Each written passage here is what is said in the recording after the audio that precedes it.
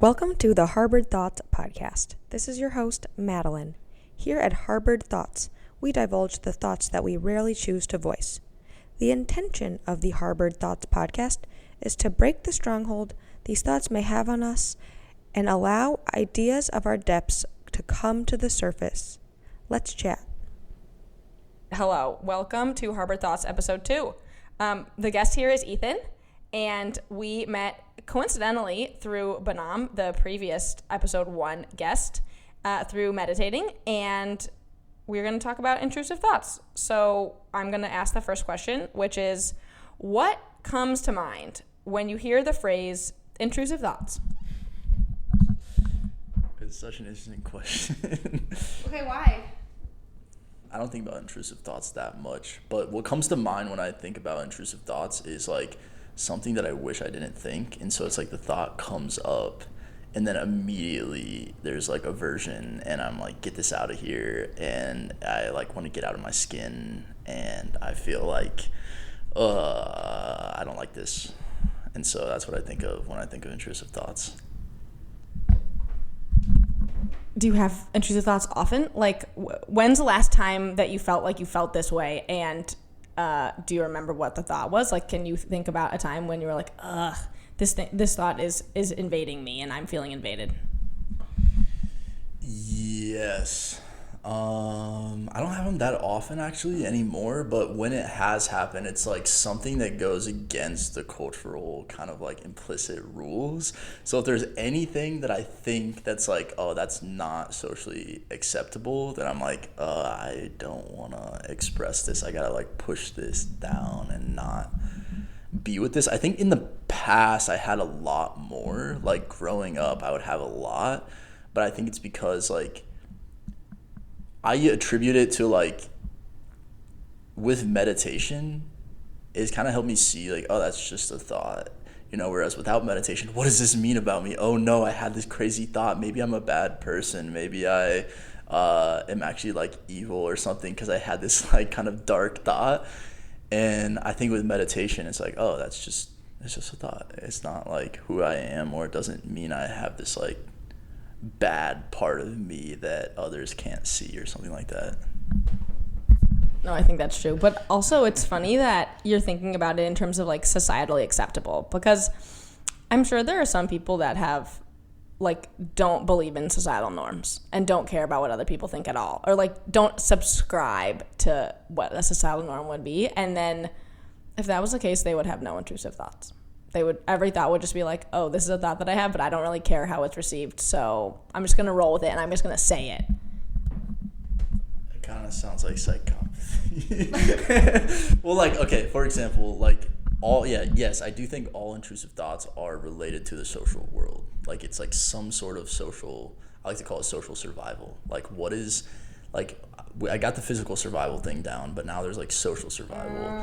And how my self-image, my self-view is dependent on the desire for social survival and to, mesh with the social fabric, right?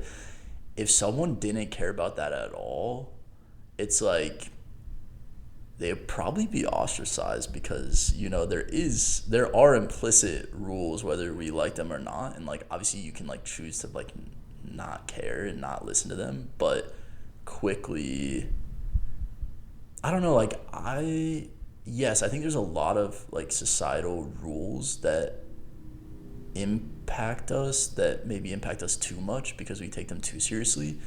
I think at the end of the day, it's like if you're like an empathetic human and you like know how to show care, then like I think the rest will take care of itself. I think it's when it's like, oh, I don't care about societal rules and you have like zero empathy, that's where it could go wrong, and then the intrusive thoughts will win. And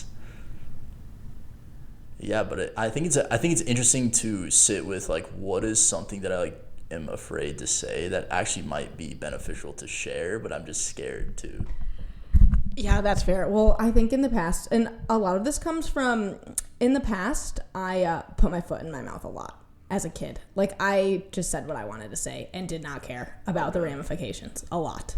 And I can see that. Yeah, my mother would constantly say, if you don't have anything nice to say, don't say anything at all. And I'd be like, yeah, whatever, Mom. But honestly, I'm so glad that she said that to me all the time, because it instilled the importance of like, just be kind a lot of the time. Like, don't say things that are mean and judgmental.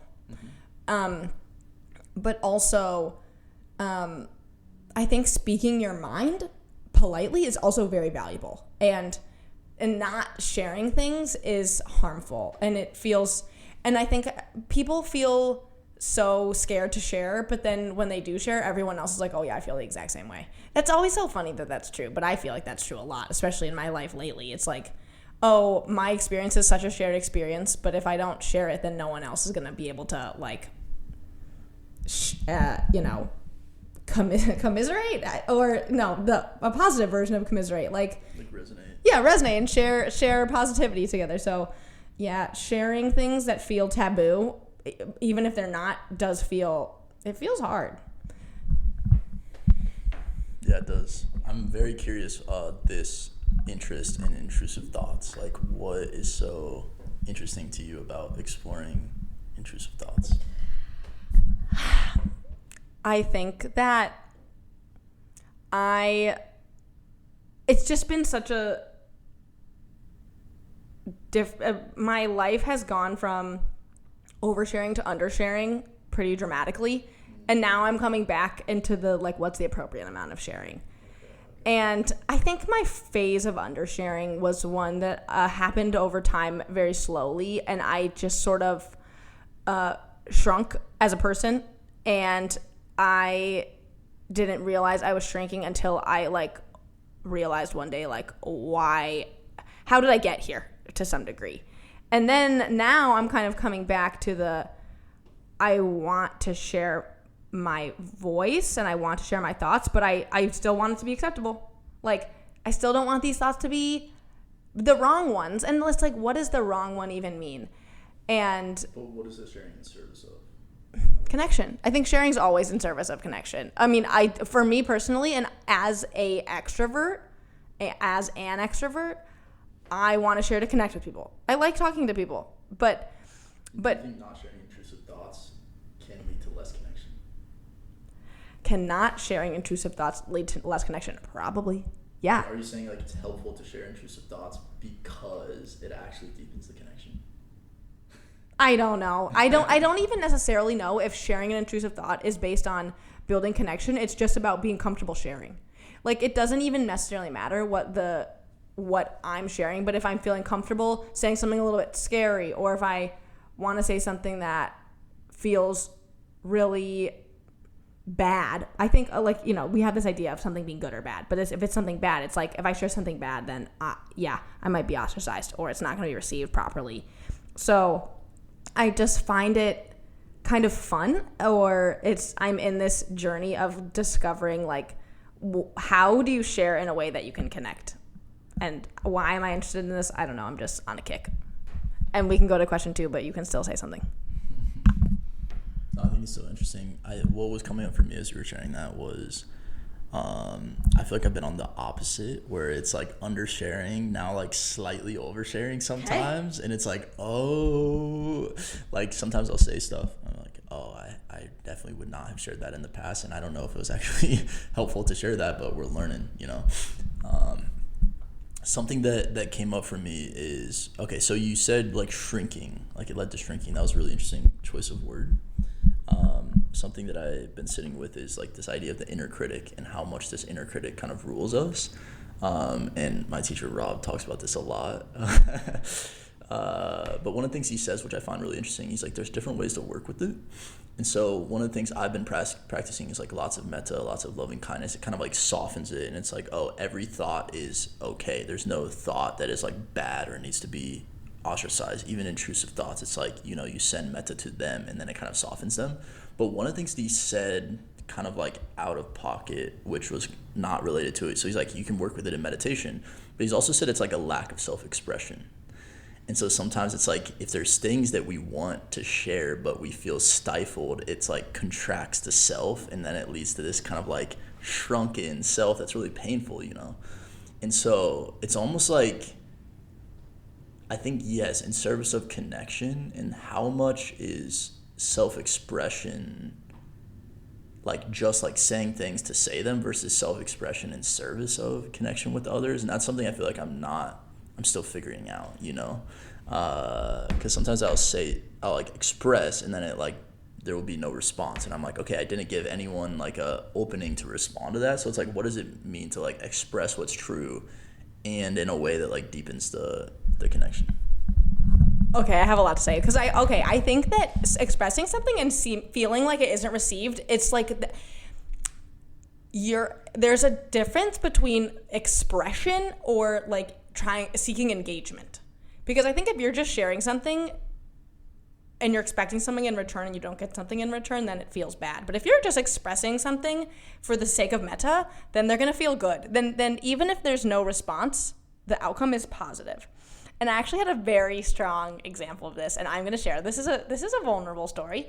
Okay, when I was on my hike with Renee, so I went to France like a month ago, and this was the day before her birthday. And I woke up in the middle of the night in this large hostel with like a zillion beds. Like we were just in this room with a ton of beds side by side by side by side. I mean, and she was next to me and there are just people everywhere. And I woke up and I had the strongest sense of wanting to express gratitude towards people that I know very strongly. And it's not like this was a dream because I was awake.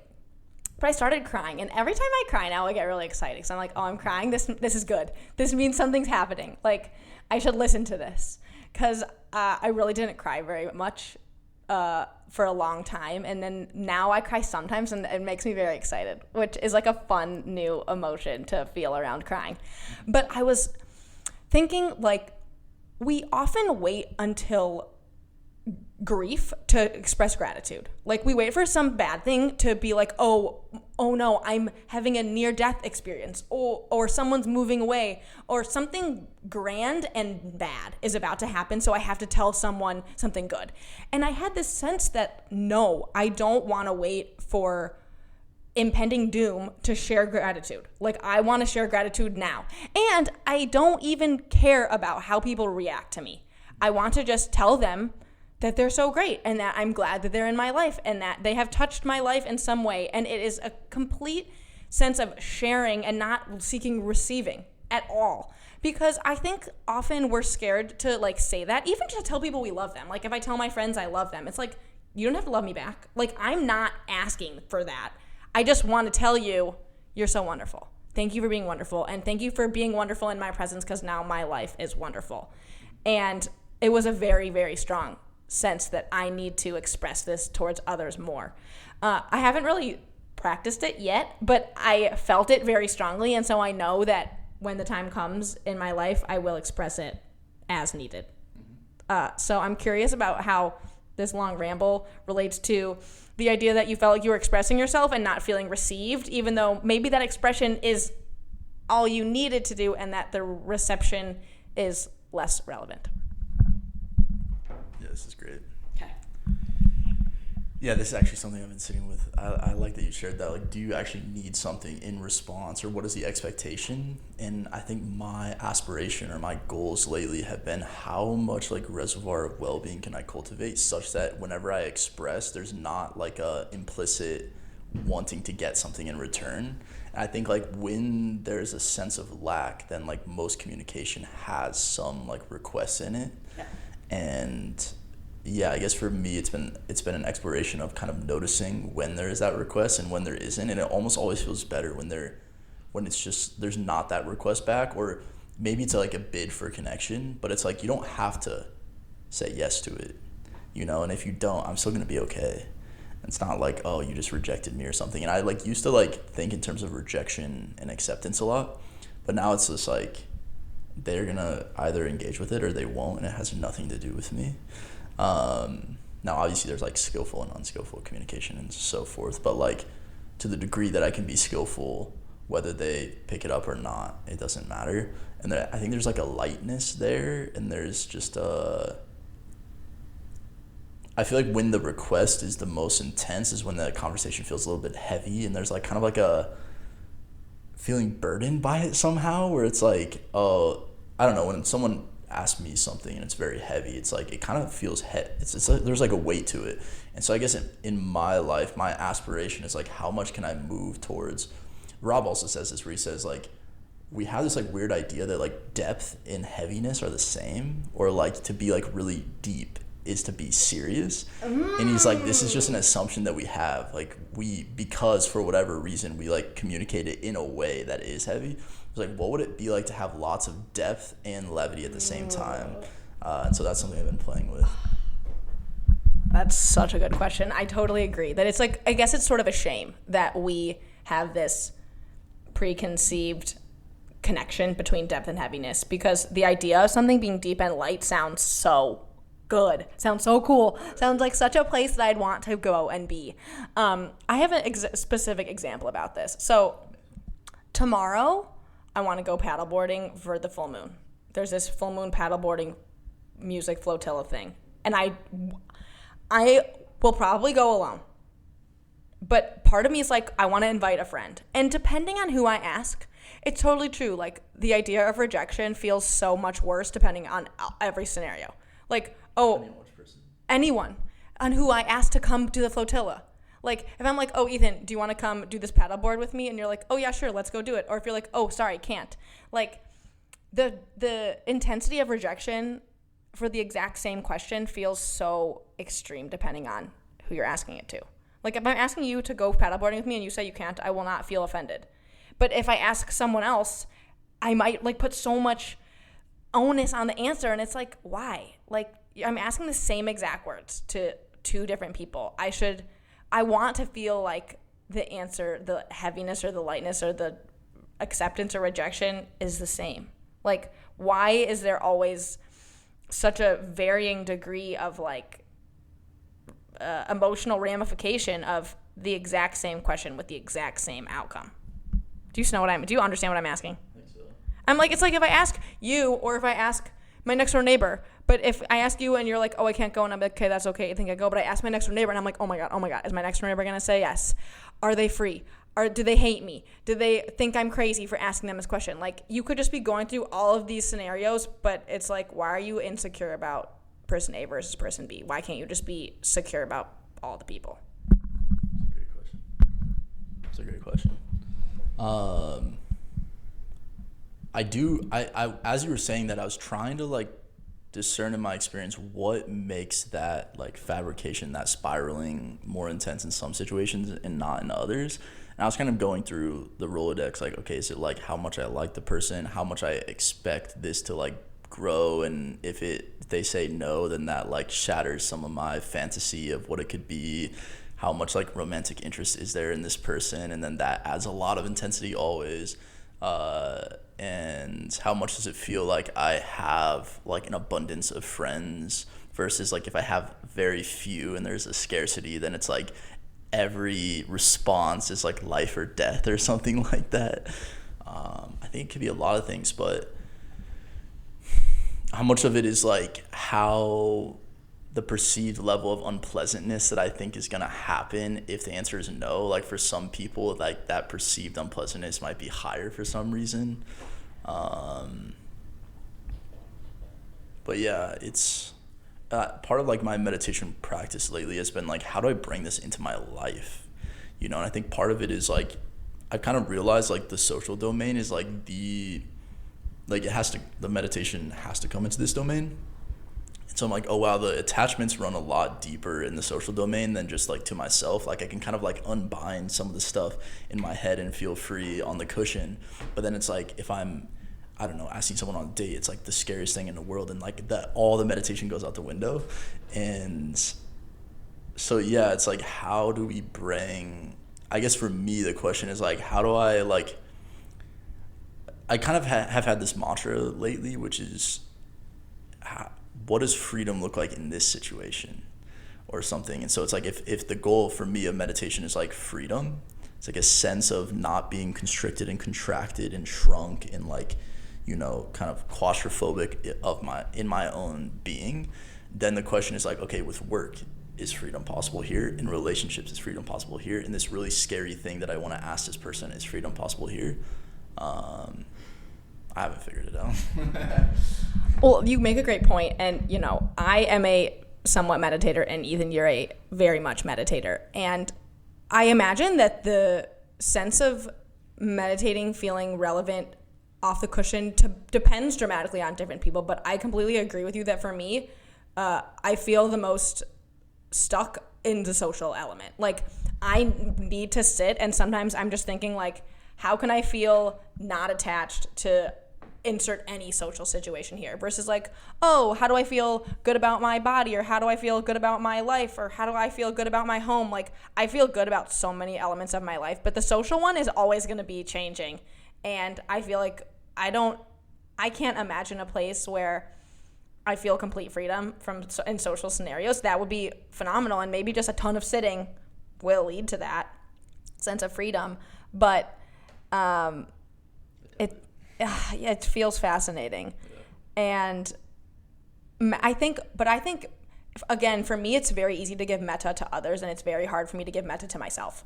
So I think giving metta to myself will help me approach these social situations with more sense of freedom. When I think freedom also is akin to detachment, like just a sense of the outcome of this is not within my control, and whatever happens is good for me, is fine, is good for me, not even just is okay. It's like whatever the outcome is the direction I'm supposed to be headed. Okay, we're gonna shift to question 2, just because that was a great question 1 dialogue. Okay. That was still all question 1. Mm-hmm. Amazing.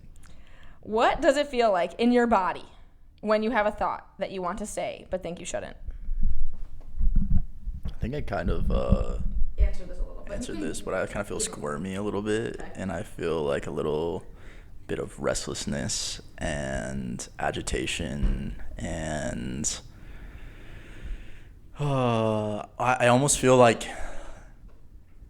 I don't want to be around people. Like, I feel like it's like less safe to be around people or something, and then I feel like I'm on eggshells because I'm trying to protect myself from myself or something. Like, I think it's like a lack of trust. It's like, okay, now I no longer trust myself to just like communicate freely, and now I feel like I need to censor myself, and it's very much I've been using this word a lot lately. It kind of feels intense, but like there's like a violence against myself where it's like I am not accepting of myself, so there's like a way in which that energy of violence or aversion against myself like just continually makes things worse and leads to less trust. It's not pleasant.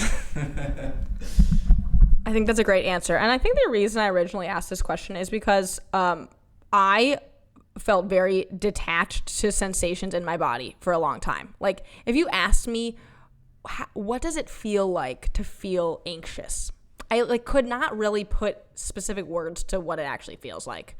And recently, this is a slight tangent, but it's related enough.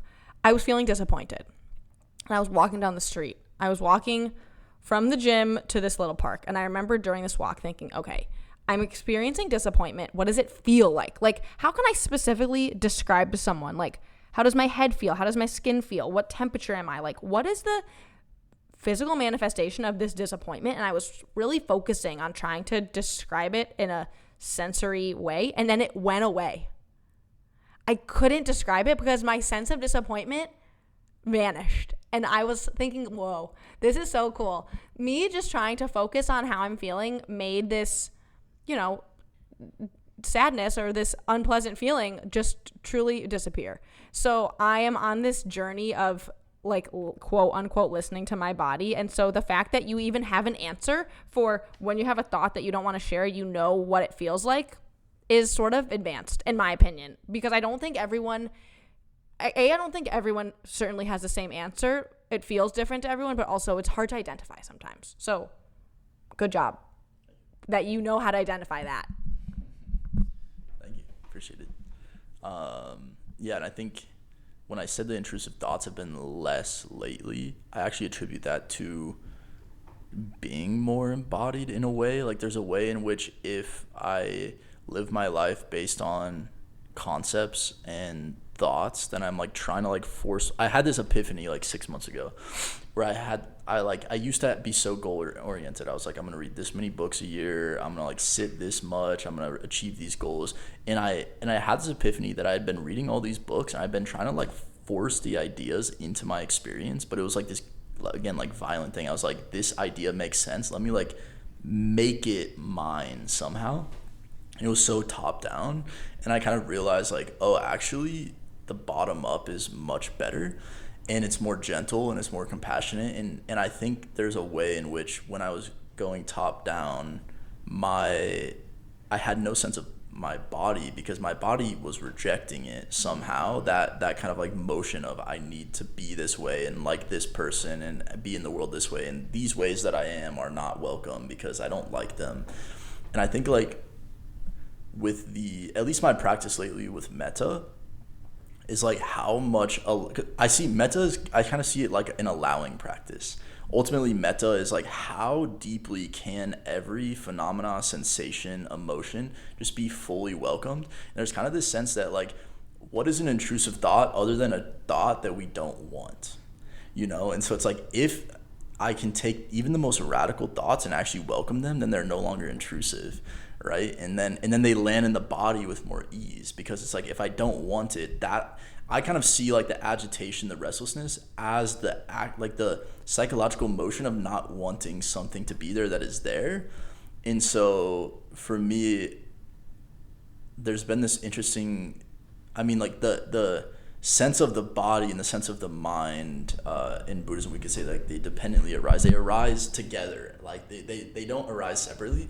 And so it's like you can like calm your mind by like developing concentration, or by like really, if you really relax your body, your mind calms, because the thing that was making your body not relaxed was how fast it was spiraling. So you either approach it from, you can approach it from either end. And so I don't know, I think that's like, for me, I used to kind of like poo-poo the just like somatic stuff. I was like, yeah, like it can't help that much. And now I'm like, oh, actually just like relaxing the body is a way to like reduce the clinging and the craving and the attachment. This makes me think of breath work. Everyone's all into breath work practice these days. Do you like ever do like guided breathing, or like what's your take on specifically breath oriented practices? I used to love them. Now I'm not into them anymore. But I used to do them in a way that had like too much like force, and then it like had the opposite effect. And so now breath work, I think the only breath work that I think is really helpful is make the out breath longer than the in breath. So it's like, if there's something, it's like, can I like really slow it down?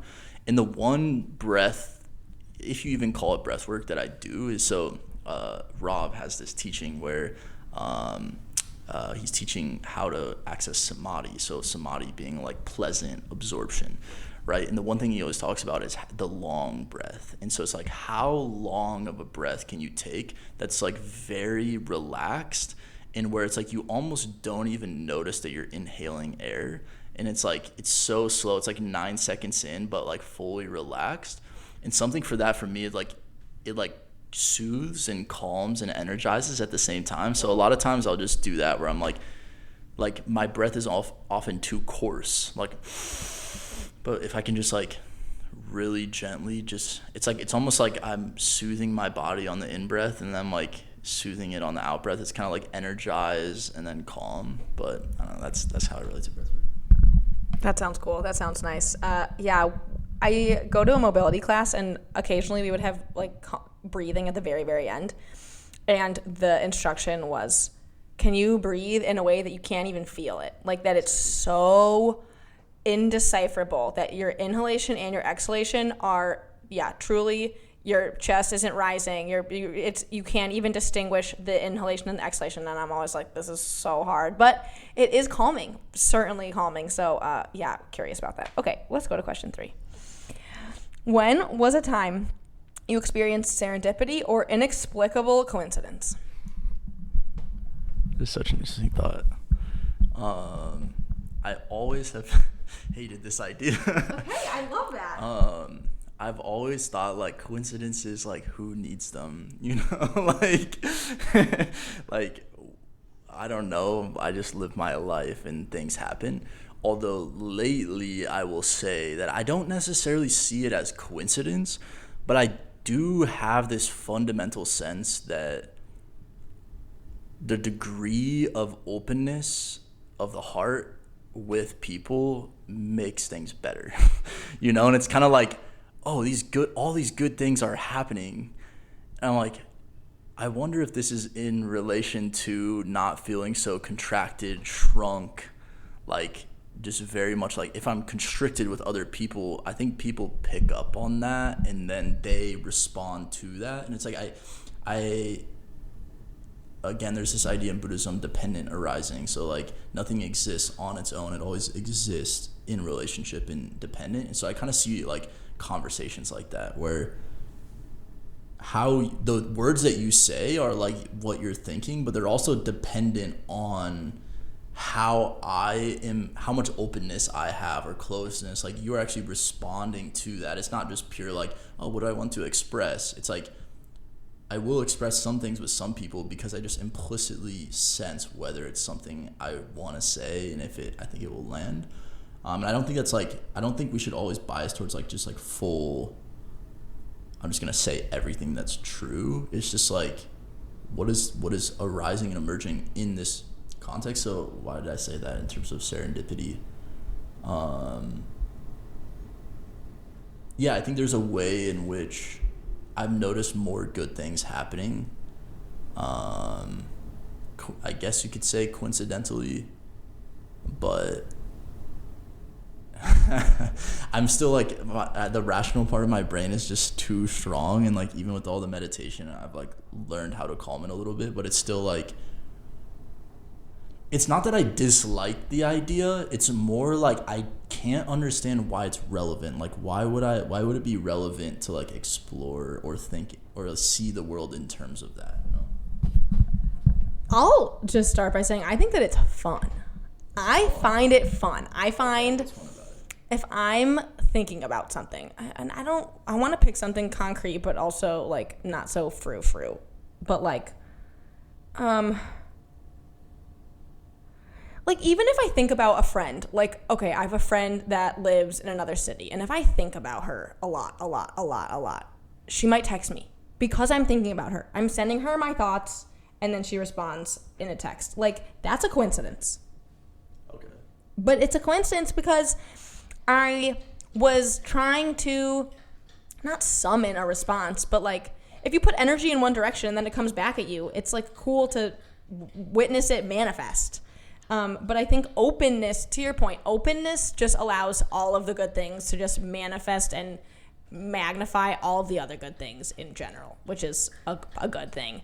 And being open to that is just noticing it more. I think that this can happen to everyone. But, something I wanted to mention that you had said earlier. One of the Rob talks that we had listened to was about, he was telling a speech, or he was doing a Dharma talk, and he was basically saying that the talk changes depending on the audience, that whatever the way that the audience is feeling and the circumstances, and even saying like if one person drank too much water and the other person ate too much food, and each person's individual experiences culminating into the moment that we're experiencing is going to impact the story, is going to change the outcome. And I don't know if I'm going to do this for real, but I had this idea one time of doing stand-up. And if I ever did, it does make me realize that the way that you tell the story, or the way that any comedian is interacting with the audience, is truly dependent on the way the audience is. And you could tell the exact same story and it could hit, and you could tell the exact same story and it could bomb just because of the vibes. And I think the way that we talk about vibes now is like very woo-woo, but again, this like idea of collective consciousness and everything being connected, I think is real. And I think that the more that we listen to it and give metta and focus on what is coming to me and what am I giving, is all kind of things that we notice in patterns, is just what I'm kind of thinking about with serendipity and coincidence. This is really great, actually. Okay. I think I understand it a little bit more now. Something that's brought up is, I want to take this like very spiritual. Great. But what I'm hearing you say, and I think why this is relevant, is we kind of assume that like we are like completely separated from the world around us, and it's like, okay, how many of the thoughts that I have are just things that I picked up on that are now in my consciousness, or how many of the, it's like, if we could think of all the things happening in our experience in Buddhism, it's like these all arise based on conditions. Like these aren't just like things that are real. They all arise dependent on conditions. So when we see that, it's like, well, what are the conditions? It's like you can't make this distinction between I'm here and you're there. Like the thoughts that are arising in me are dependent on you, are dependent on, how pleasant this room is, and how many times I've heard a certain word this week from, the things I've been digesting, and like the podcast I've been listening to, or the vibe of a city, or literally anything. And so I feel like when you see that, it's hard to believe that like I am here in completely disconnected from everything else. And I think in a way, kind of going back to some of the original questions, I think the one that helps with self-expression, because it's not like I can fail or succeed in expressing. It's like, no, actually the expression is a dependent arising. It's dependent on this. And I don't know, it's like these aren't really... One of my favorite teachings is this teaching of anatta, which is not self, or not me, not mine. And so it's not the idea that like there is no self. It's just this idea that all the things that are arising, we can't claim them. We can't claim ownership over them. And I think when we see that like how interconnected everything is, it's like, oh, this thought that I'm having, these things that I'm speaking, they're not like something that I own. They're something that's kind of just arising with the context. And so I think that like it takes a lot of the pressure off, and then maybe intrusive thoughts as well. Like, oh, it's just a thought. It's not my thought. It's just arising for some reason because the conditions were right for it to arise. And then it's more just like things are kind of just happening and being experienced and being said, but it like doesn't like mean something about a self. It's just like, oh, I guess this is what's arising now. And then there's like more fluidity in how things are being expressed. This is a great answer. And while you were talking, I was looking at the dog. So I have this dog, World Cup. I'm fostering him for a minute, and he just picked up a toy for the first time since he's been here. Amazing. While you were talking, and I'm thinking like, wow, Ethan's just giving such good vibes that World Cup was ready to play, which is great, which I'm very happy about. I think that your idea that our thoughts are not our own, or that they're influenced by the conditions, is such a freeing concept. And I think that especially I'll say too, this is true when I was younger, or like, teenagers just have a lot of feelings. It's a tumultuous time, adolescence. And I think feeling so attached to a thought, being like, this is just consuming me, and the idea of myself being just run by this concept is overwhelming. It can feel really overwhelming sometimes. But if we're looking at this as just saying, oh, the conditions of the universe have put this thought into my sphere, and then it's going to leave someday too. I think the idea that we can feel really gripped, but then like even in a day, or definitely in 5 days, like it's going to be different. It's going to go away, or things are going to change. New conditions will arise to give us new thoughts or new patterns or new whatever. That the idea that we are in control and controlling of these things that are happening to us is honestly not that valuable. Like, I think I like knowing that anything can happen, and that any thought can come based on any new condition. And this is also sort of relevant, but maybe this is not a great tangent, but the idea of planning. I consider myself type A adjacent, and I like to plan, not an excessive amount, but I like to plan. But I'm trying to enter this hard type B approach for life, because it's like, why am I putting all this effort into something that hasn't happened yet, and then everything's going to change before it happens anyway? So just approaching things with a sense of, to your point, freedom and openness to the conditions of each moment is very useful. And it's not violent, and it's not forcing things. I think this idea that we can experience ourselves and experience the world in a way that is more free and not forced, and just kind of go with the flow, feels very inviting at this time. Amazing. Yeah, what this makes me think of is I was sitting with this idea recently of relationship to goals. It's like, it's not like what goals do I have, it's like what is my relationship to goals themselves. And like we can almost see that like there's always goals, like I want to get groceries tomorrow, and like I want to do a podcast with a friend.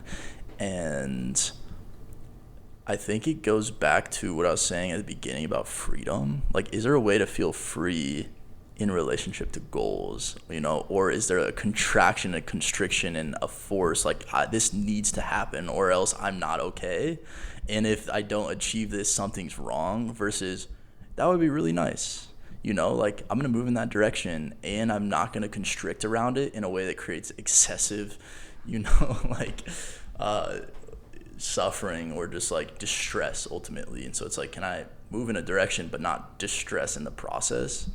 And I don't know, for me, that's like the balance between type A and type B. I think that's a great answer. And I think that's going to lead us to question number 4. And then you can ask as many questions as you want. But what does it mean to feel like yourself? And you can answer this in any way you want. Such a broad question. Let me sit with it for a second. What does it mean to feel like myself? What does it mean to feel like myself? What is it like to be myself?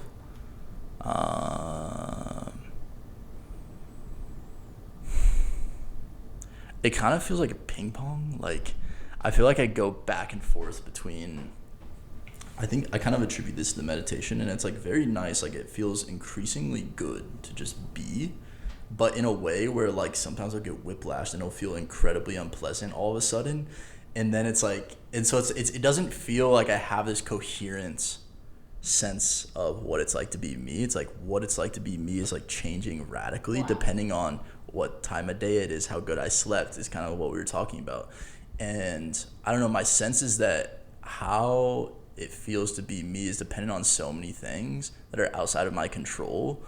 And for example, I didn't sleep very well last night, so I woke up really groggy and there was a lot of unpleasant stuff happening. And then I like sat down and did some meditation. Then all of a sudden it became really pleasant again. And then, I was, and then I'll have a thought about career and it might bring up some distress. And then I like, okay, how can I meet this thing? So I guess like, what would it be like to be me? I think one of the through lines is that I have this like very active investigation that I go throughout the day, where it's almost like very kind of Buddhist meditation oriented, but I have this sense of something that's very meaningful to me is, one, how can I become more skillful in how I relate to my experience? And 2, like, what does it mean to actually like develop and grow? And I think in the past I've had very constricted, like, it means I need to be this, I need to be more confident, more socially whatever, I need to be happier, I need to be all these things, right? And it had so much force to it. But for me now, it's like, how much freedom and ease is possible? And so if I'm like really suffering, right, and there's a lot of intensity, I'm just like constantly applying this like light questioning to everything that's happening, right? So I'm like, okay, what is giving rise to this? How, and I don't know, my sense of something that's been really rooting lately has been the sense that every experience that's being had is a participation. So there's no experience that's just arising independently that's just like, oh, frick, I'm in this, I hate that this is happening. It's always like, okay, there's a lot of suffering. How am I participating in this? How am I viewing this? And how is that kind of like co-creating what's actually being experienced?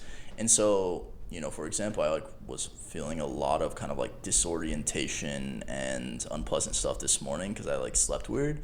And then it's like, okay, how am I participating in this? And it was like there, and I was like, God, this kind of sucks. There's a lot of like distress and like whatever. And then like doing like a guided sit, and then all of a sudden it became really nice and soft. And it's like, okay, obviously I was participating in it in a way that I didn't understand. And so what it's like to be me is like,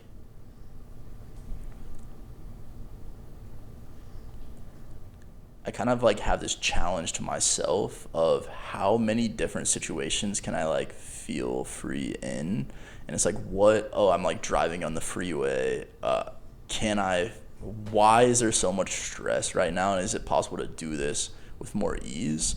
So it's kind of like this consistent thing towards like how can ease be felt in a wider variety of situations. It's almost as if life is a game. Yeah. And you're just trying to make it the most easy, non-forced, comfortable, natural game.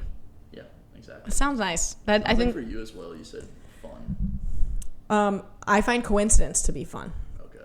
And I am seeking fun in my life. I think that I am seeking unseriousness. I think that I find that life being predisposed towards seriousness is a drag. Like, we're forced towards seriousness in many adult instances, and I find, to your point, it's like, why can't we just make this feel lighter all the time? We don't have to make it suck to have these serious situations. But your interpretation of self is very different than mine. My initial asking of this question, like the way I would sort of answer it would be like, I feel like myself when I'm like at a coffee shop with my friends. Like, I like describe the conditions of feeling good. But your answer is so much more. It's like, I'm just seeking the ease in all instances. It's like, how can I be myself in all instances? And I think that's just such a more holistic answer than like, how can I just describe a scenario in which I'm really comfortable? Like, that's not necessarily the same. It's not necessarily the same thing. It's also so funny that you felt like you had a bad night's sleep because you did night swim yesterday and it was probably so great.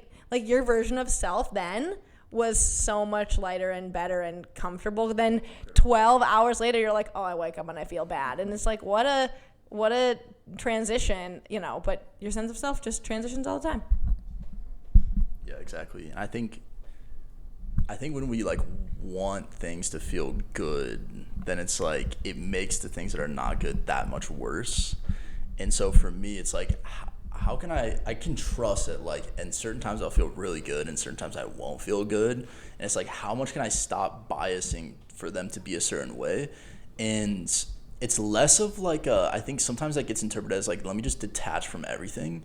But it's more like, how can I like feel ease in everything? You know, like, oh, this is really unpleasant. Okay, you know, that's kind of what's here right now, and it will change and whatever. And so I just love playing with views, and it's like, what is the view? Because I kind of hold this perspective that no experience can be had independent of a view being put on it, right? Like, you can't like objectively know something outside of how you are viewing it or what your relationship is to it. And so it's always like, oh, this really sucks right now. Okay, what's the view? You know, and is this actually a skillful view or not? And yeah, it's like a lot of times I'm like, oh, I actually like subtly don't want this to be here, and that's actually making it a lot worse. And so one of the, actually, yeah, this is something I want to share. One of the mantras that I've had is like, whenever I feel like someone like does something to me that I don't like, I always thank them. Yeah, that's a good one. Yeah, I'm like, thank you for saying no. Thank you for rejecting me. Because it's like, oh, okay, this brought up a lot of unpleasantness. And now I see the ways in which I subtly am trying to avoid this experience at all times. And it's like, okay, cool, I can practice trying to avoid it a little less. And then the next time I'm in, you know, asking a neighbor to go paddleboarding with me, it might be a little bit less unpleasant, you know? And so, yeah, it's like life is a game to see like how much ease. And I think authenticity also, I see it as a byproduct of ease and freedom. Because if I'm constricted, then it's like I feel like with the intrusive thoughts, it's like, why is it that that's less authentic or something to not share that? It's like, because there's like I don't want this to be here, and I like am afraid of, it's just like subtly not welcoming something. And so I don't know, my sense is like, I don't really know who I am. Like, I don't know if I had to define who I am. Like, I don't really know. All I know is that like I want whatever arises in the moment to be able to be spoken without hitting any like blocks, you know?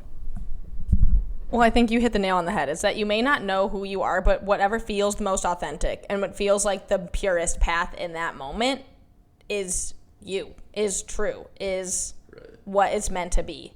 And feeling like you can express yourself in a way that isn't met with resistance is a good thing, because it doesn't feel good to feel like, oh, I have all these authentic beliefs, but if I express them, that doesn't feel like it's going to be received is no good. So I think that's perfect. I think that's a perfect place to end. Thank you, Ethan. Okay, great. I'm going to wrap it up. Perfect. That concludes this episode of Harbored Thoughts. Thanks for listening. The intro and outro music were composed and performed by Deuce Bennett. Check out his band, Deuce Bennett and the Tight Five. Cover art for this podcast was designed by Polly Morwood. Production and editing of this podcast were done by me, your host, Madeline Ackery. See you next time.